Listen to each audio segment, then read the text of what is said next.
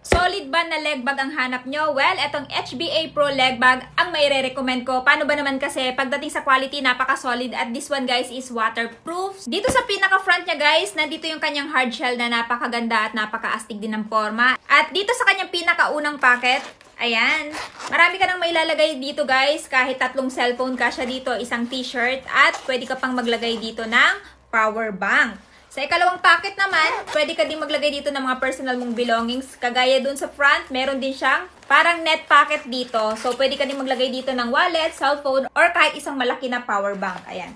So, ayan guys, napakalawak pa.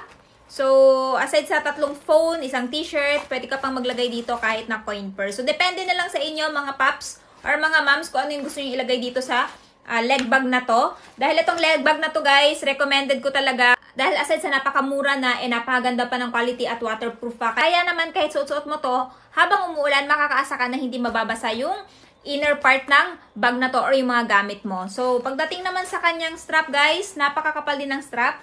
At syempre sa buckle, napaka-solid din. Ayan. So, ito yung ginagamit kong leg bag kapag nagra-rides ako. Dahil aside sa napakarami kang mailalagay dito, napaka-compact din. Hindi na ako na kailangan na magdala pa ng backpack. Kaya naman guys, kung interested din kayo dito at gusto nyo din itry ito, ilalagay ko na lamang yung link nito dyan sa Yellow Basket.